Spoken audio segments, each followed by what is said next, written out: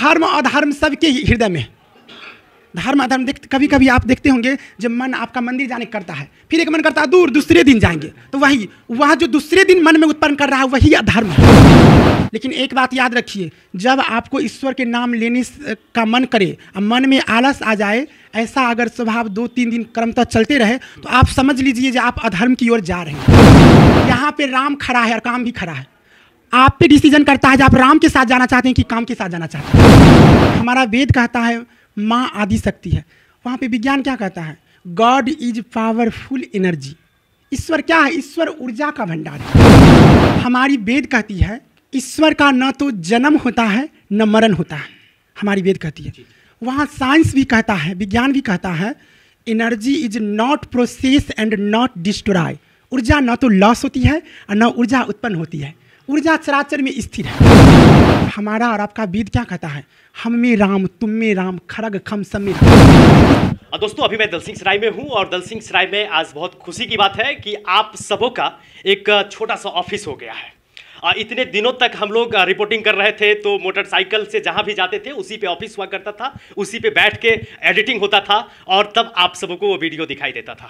लेकिन आप सबों के चाहने से, आप सबों के आशीर्वाद से ये छोटा सा ऑफिस अपने दलसिंह सराय में हो गया है, जहां पे हम भी बैठ सकते हैं और आप सब भी अगर आएंगे तो हमेशा आप सबों का स्वागत है।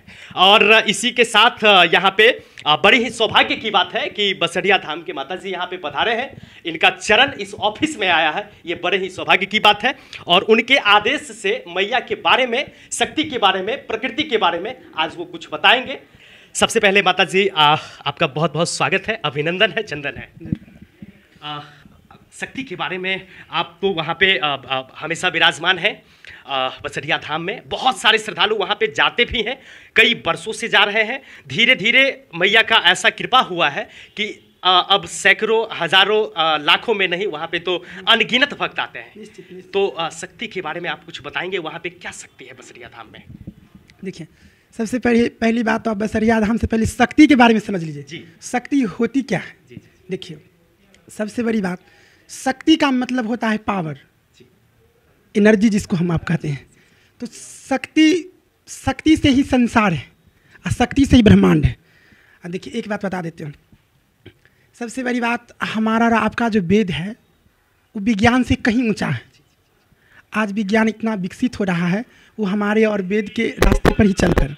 देखिए, सबसे बड़ी बात, वेद और विज्ञान दोनों एक ही है, समझने की बात है। जो वेद समझेगा वही विज्ञान समझेगा, और जो विज्ञान जानेगा वो वही वेद भी जान सकता है। देखिए, सबसे बड़ी बात, हमारा वेद कहता है माँ चाहे ईश्वर। ईश्वर क्या है? ईश्वर माँ आदि शक्ति है। ईश्वर आदि शक्ति मतलब अनंत शक्ति। आदि मतलब होता है अनंत, जिसके पास शक्ति का भंडार हो उसी को हमारा आप आदि शक्ति कहते हैं। जिसका शक्ति का कभी भी न समाप्त कभी नहीं हो सकता, न जिसका और है न जिसका अंत है, न जड़ न छिप कहीं न उसका, तो वही हमारा वेद कहता है माँ आदि शक्ति है। वहाँ पे विज्ञान क्या कहता है? God is powerful energy. ईश्वर क्या है? ईश्वर ऊर्जा का भंडार है।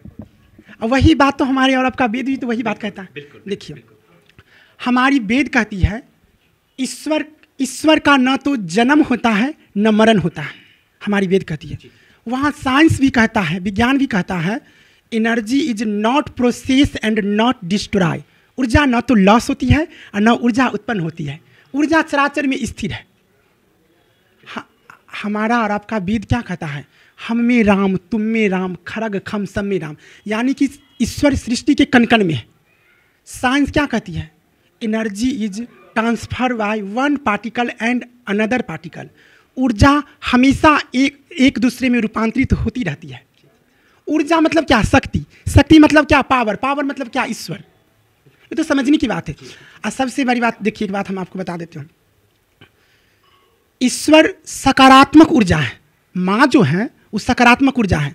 तो सकारात्मक ऊर्जा का स्टॉक आपके अंदर तभी होगा जब आपका पॉजिटिव क्रिया, पॉजिटिव विचार, सकारात्मक विचार हो, सकारात्मक क्रिया हो और उनके प्रति लगन हो। अच्छा, एक बात बताइए, बिना प्रेम से आप किसी के दरवाजे पे नहीं जा सकते हैं। तो बस सेम कंडीशन ईश्वर के साथ है। ईश्वर को वस्तु की कोई जरूरत नहीं है, वो तो खुद वस्तु है। जो सारे संसार को रचा, जो ईश्वर को बस क्या जरूरत है? ईश्वर को केवल लगाव से मतलब है, केवल प्रेम से मतलब है। और एक बात याद रखिए, दुनिया देखिए पूरा दुनिया तो भारत की संस्कृति को मान गया और मानता भी है। सबसे कब गलानी फील होता है जब हम और आप अपनी संस्कृति को भुला जाते हैं, तो बहुत ज़्यादा गलानी फील होता है। लेकिन एक बात हम आप लोग से रिक्वेस्ट करना चाहते हैं, जीवन में ईश्वर से लगाव जरूर रखिए, क्योंकि ईश्वर जीवन जीने का अगर कोई उम्मीद है तो ईश्वर है। ये बात आपको तब पता चलेगा जब दुनिया आपका साथ छोड़ देगा। तब कभी आप अनुभव करके तो देखिए, कभी उधर आप कदम बढ़ा के तो देखिए। तुलसी बाबा मानस में लिखे हैं, अति कृपा जा पर होई, पांव धरे यही मार्ग सोई। ये भक्ति का मार्ग पर पांव वही रह सकता है जिस पर अति कृपा उनका होगा। एक बात हमेशा याद रखिए, भक्ति की बात, भगवान की बात, जिसके हृदय में श्रद्धा है वही भक्ति की और भगवान की बात समझ सकता है। और जिसके अंदर अगर कोई भी चीज़ का अहंकार है, जैसे बेसी पढ़ लिया तो उसको अहंकार है जो हम इतने बड़े विद्वान हैं, इतने बड़े फिलोसफर हैं, इतने बड़े जो हैं, तो जखन ये अहंकार आ गया, श्रद्धा अपने आप वहाँ से विदा हो जाएगी। और श्रद्धा जब विदा हो जाएगी तो आप ईश्वर को पहचान नहीं सकते हैं। इसलिए ईश्वर को पहचानने के लिए दिल में श्रद्धा को स्थान दीजिए, दिल में प्रेम को स्थान दीजिए, भक्ति को स्थान दीजिए, अहंकार को नहीं, घमंड को नहीं। ईश्वर केवल श्रद्धा से ही मिलते हैं। अच्छा एक बात बता देते हैं आपको, आज देखिए हम जब छोटे थे, अब छोटे से देखिए, सबसे बड़ी बात एक बात पता है, जब कोई भी चीज़ का आप नींव डालिएगा ना, तो पहले क्या होगा, पहले दुनिया आपको स्वीकार नहीं करेगा। हम अपनी व्यथा बताते हैं, जब मेरे साथ ऐसा ऐसा बात होता था ना, तो हमको लोग स्वीकार नहीं करता था। कहते दूरी बच्चा है कि अगर मन में आप गए तो नहीं होता है ना इस गाँव समाज में। लेकिन हम माँ को हमेशा कहते थे, जब माँ देख मेरा भक्ति सच्चा है और तुम्हारे प्रति प्रेम भी सच्चा है, तो कम से कम इस दुनिया वाला और कुछ को देखिए, हम ये हमेशा कहते हैं, हमको माने या न मानो हमको कोई बस नहीं, लेकिन ईश्वर को जरूर मानो, मानना पड़ेगा। आपको समय मनवा देगा।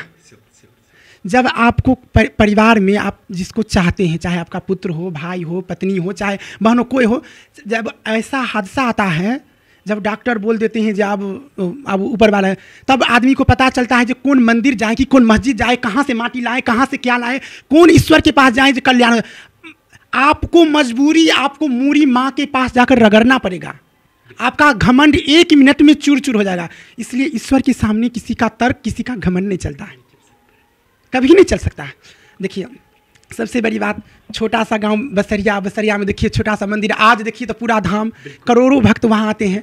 तो कहीं ना कहीं उनका लगाव है और कहीं ना कहीं उनका चमत्कार है, बिल्कुल कृपा है। हाँ निश्चित जरूर। माता जी कभी कभी क्या होता है, ऐसे तो श्रद्धा जब होगी तभी लोग भक्ति कर पाएंगे और तभी परमात्मा से जुड़ पाएंगे। लेकिन कभी कभी ऐसा होता है, कुछ भक्त ऐसे भी हैं जो चाहते हैं अपने आप में श्रद्धा उत्पन्न करना, भक्ति माँ से प्रेम करना, शक्ति से प्रेम करना, ये हो नहीं पाता है। यहाँ पे क्या परेशानी आ जाती है? क्यों एक बात बता देते हैं, जहाँ चाह है वहाँ राह निश्चित है। तो एक बात बताइए, आप जब भक्ति की तरफ कदम बढ़ाइएगा, चाहने से क्या होगा? आप चाहिएगा तो सबसे बड़ी बात हम क्या बोले, ईश्वर को पाने के लिए सबसे पहली बात श्रद्धा की जरूरत होती है, और श्रद्धा उनका कृपा होगा तब। एक बात बताइए, आप जखन ईश्वर के प्रति चाहिएगा तो ये जो संसारिक वातावरण है, तो ये निगेटिव दुनिया है, निगेटिव सोच, निगेटिव विचार सब बात है। तो ये जो हमारी निगेटिव जो क्रिया है और निगेटिव विचार जो है, ये वहाँ तक पहुँचने नहीं देती है, क्योंकि धर्म अधर्म सबके हृदय में, धर्म अधर्म कभी कभी आप देखते होंगे, जब मन आपका मंदिर जाने करता है, फिर एक मन करता है दूर, दूसरे दिन जाएंगे, तो वह जो दूसरे दिन मन में उत्पन्न कर रहा है वही अधर्म है, वो आपको धर्म से भटका रहा है।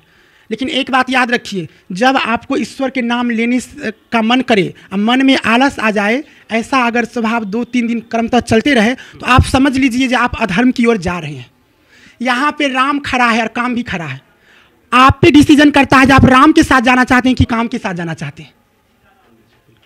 आप देखिए सबसे बड़ी बात, सब कुछ ईश्वर आपको ज्ञान दिए हुए हैं, समझ दिए हुए हैं, लोग जानबूझकर समय को गवा रहा है। लेकिन एक बात हमेशा हम सबसे प्रे करते हैं, सबसे प्रार्थना करते हैं, जीवन में ईश्वर से लगाव जरूर रखो, क्योंकि ईश्वर बिना संसार में कुछ भी नहीं है। ईश्वर देखिए, बहुत आदमी क्या होता है, ईश्वर के रूप में भी लड़ाई करने लगते हैं। ईश्वर एक है, जिन्हें हम दुर्गा कहें, काली कहें, महादेव कहें, राम कहें, चाहे राधा कहें, चाहे सीता कहें, शक्ति दो हो नहीं सकती है। शक्ति एक ही है। एक ही शक्ति को हम और आप अलग अलग नाम में याद करते हैं, लेकिन शक्ति एक ही है। तो दोस्तों, ये आपका छोटा सा ऑफिस है और मैया जो ईश्वर के बारे में बताए, शक्ति के बारे में बताए, कैसे माँ के प्रति या भगवान के प्रति कैसे उनसे आप जुड़ सकते हैं, कैसे उनसे लगाव हो सकता है, इसके बारे में बताए। कैसा लगा आज का ये कार्यक्रम, आप हमें जरूर बताइएगा। मैं फिर मिलता हूं, तब तक के लिए जय माता दी, जय हिंद।